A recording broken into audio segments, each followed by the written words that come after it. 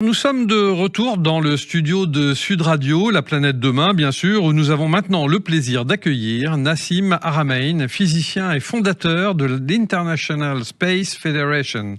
Bonjour Nassim. Bonjour. Alors, je disais en début d'émission que vous travaillez au développement de l'accès à une source d'énergie immuable et omniprésente au niveau quantique, tout en cherchant à comprendre comment contrôler la gravité. Mais Oui. dites-moi, cela ne semble-t-il pas, ne ressemble-t-il pas aux recherches d'un certain Nikola Tesla ?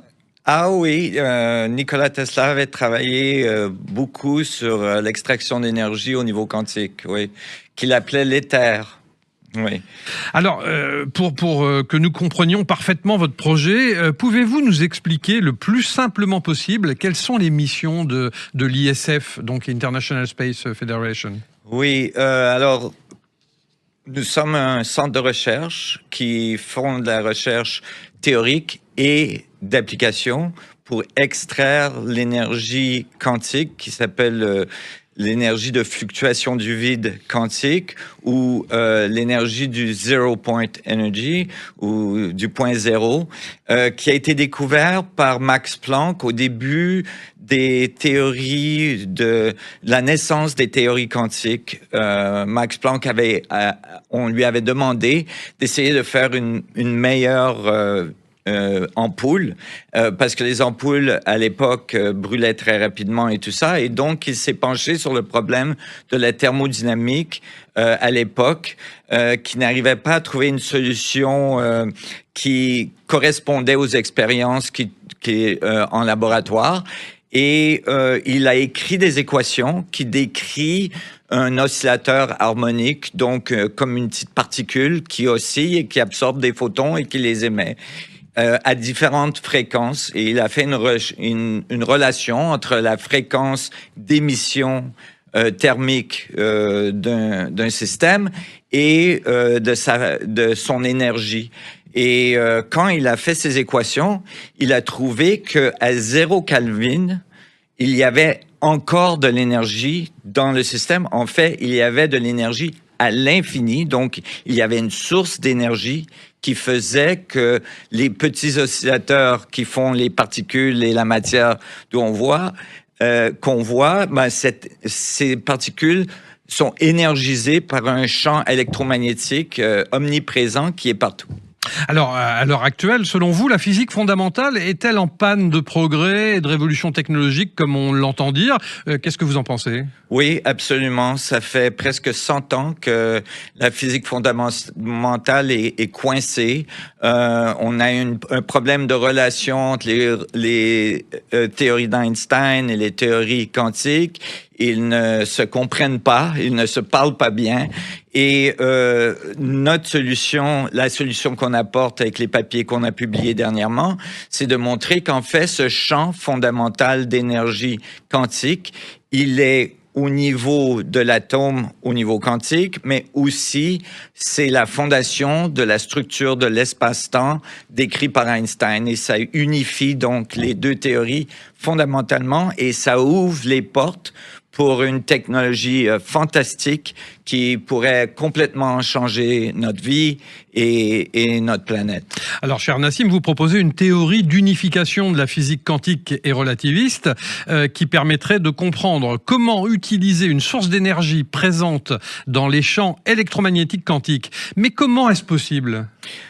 Quand on refait ces équations, quand on décrit ces équations, on se rend compte qu'à la fondation de la masse, donc de l'énergie qui fait la masse, on se souvient bien que E égale mc carré, et que cette énergie, en fait, c'est l'énergie quantique qui fait la masse. Et la masse, comme Einstein nous l'a bien démontré, ça courbe l'espace-temps et ça fait la gravité.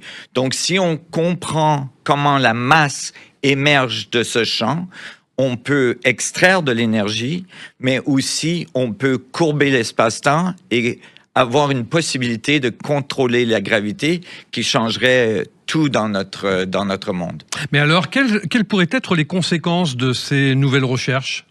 Ça va changer tout dans la façon qu'on crée l'énergie, qu'on l'utilise. On va pouvoir créer l'énergie dans toutes les technologies qu'on a dans la voiture, dans la maison, dans le téléphone, dans le portable, indépendamment, et extraire cette énergie directement du vide quantique dans la région où on est.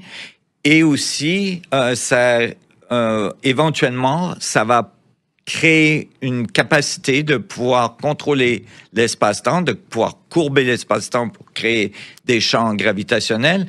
Et ça amène un tout nouveau niveau de transportation pour notre planète, de transport pour notre planète et évidemment pour l'exploration spatiale. Alors, si l'ISF est aujourd'hui à un stade avancé de la recherche, c'est grâce à plus de 40 millions de dollars qui ont déjà été investis dans vos travaux au cours de ces 30 dernières années. Pour poursuivre vos travaux ambitieux, lancez-vous une nouvelle levée de fonds ou pas du tout? Oui, en ce moment, nous lançons une nouvelle levée de fonds qui a à voir avec des bons qui sont vendus par l'ISF. Les gens peuvent investir et le résultat, c'est qu'ils peuvent devenir partenaires dans notre aventure et devenir bénéficiants des profits de notre entreprise. Alors, pourquoi la compréhension de l'origine de la masse et de la nature de la gravité est-elle une clé en physique?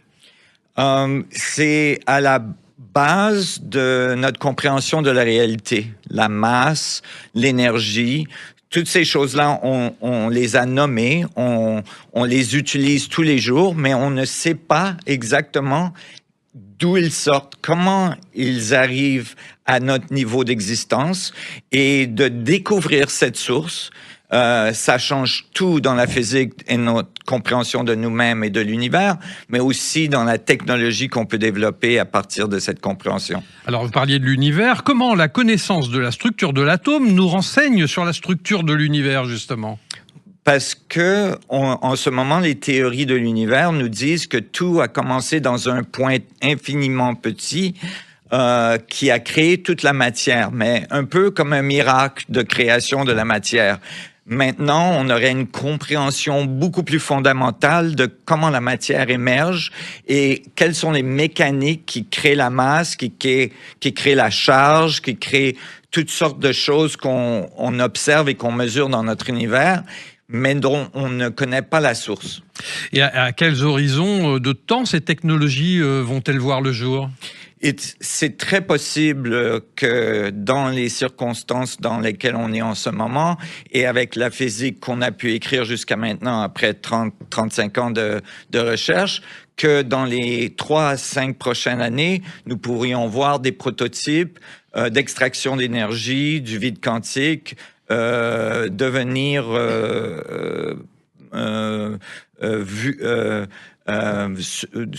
pas sur le marché, mais de devenir présent dans notre compréhension et dans notre monde de la physique. Merci beaucoup Nassim Haramein, physicien autodidacte, fondateur de l'International Space Federation, qui travaille au développement de l'accès à une source d'énergie muable et omniprésente au niveau quantique, tout en cherchant, bien entendu, à comprendre comment contrôler la gravité. On se retrouve la semaine prochaine, toujours plus nombreux sur Sud Radio dans la planète demain pour découvrir les solutions qui font que l'écologie peut être avant tout positive et non punitive. À dimanche prochain, merci. Akena, expert en carport et pergola solaire pour des économies et un avenir durable. Et Picotis Solaire pour que l'avenir s'éclaire avec des choix durables. Vous ont présenté Sud Radio, la planète demain, Christophe Debien.